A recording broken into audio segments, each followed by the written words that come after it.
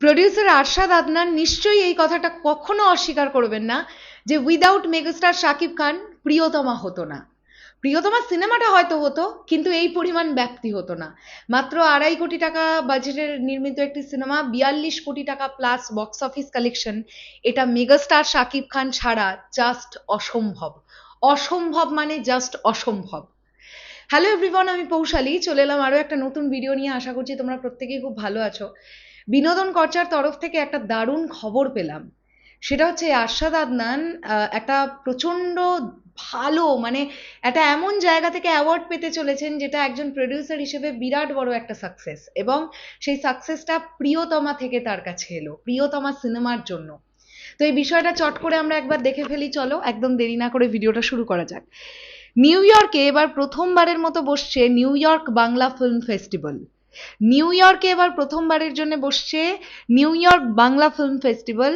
এই আয়োজনের goodwill ambassador হিসেবে সম্মানিত হচ্ছেন ঢালিউডের খ্যাতনামা প্রযোজক আরশাদ আদনান। এদিকে তার প্রযোজিত আলোচিত চলচ্চিত্র প্রিয়তমা উৎসবটিতে 6টি বিভাগে মনোনয়ন অর্জন করেছে।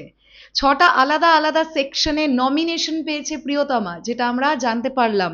নিউ ইয়র্কে যে বাংলা ফিল্ম ফেস্টিভ্যালটা অর্গানাইজ করা হচ্ছে, সেখানে প্রিয়তমা 6টা আলাদা আলাদা ডিভিশনে নমিনেশন পেয়েছে। ওকে, আন্তর্জাতিক অঙ্গনে বাংলাদেশের চলচ্চিত্রের জন্য এটি একটি গুরুত্বপূর্ণ স্বীকৃতি এবং গর্বের অর্জন হিসেবে বিবেচিত হচ্ছে। আমরা এই বিষয়টাকে আরো অনেক বেশি সেলিব্রেট করব, কারণ প্রিয়তমা সিনেমাটার নায়ক ছিলেন আমাদের প্রাণপ্রিয় মেগাস্টার শাকিব খান।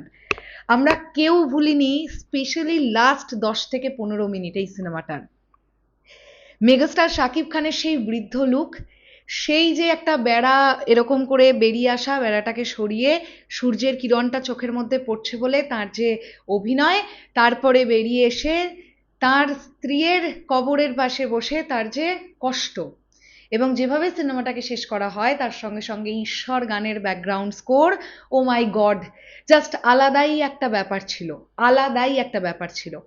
তো আমি মনে করি এটা আরশাদ আদনানের জন্য অবশ্যই একটা অনেক বড় সাকসেসের জায়গা, কারণ একজন মেগাস্টার বা একজন প্রডিউসার একে অপরের পরিপূরক। একজন প্রডিউসার যেমন একজন মেগাস্টার বা স্টারকে ছাড়া তিনি সার্ভাইভ করতে পারবেন না, ঠিক তেমনই একজন মেগাস্টার বা একজন স্টারও কিন্তু যদি প্রডিউসার না থাকে তাহলে একটা সিনেমা ভালোভাবে কমপ্লিট হয় না। সো একে অপরের পরিপূরক। তাই সেখান থেকে দাঁড়িয়ে অবশ্যই চাইবো আবারও প্রযোজক আরশাদ আদনানের প্রডিউসিং এ মেগাস্টার শাকিব খান খুব তাড়াতাড়ি ফিরুক। এটা অবশ্যই একটা চাওয়া থাকবে। তো এই পুরো বিষয়টাকে নিয়ে তোমাদের কি বক্তব্য, এবং প্রিয়তমা যে এতগুলো সাবজেক্টে বা এতগুলো ডিভিশনে নমিনেশন পেলো, এই বিষয়টাকে নিয়ে তোমরা কি বলবে কমেন্ট সেকশনে জানিও। তাহলে এখনের জন্য টাটা।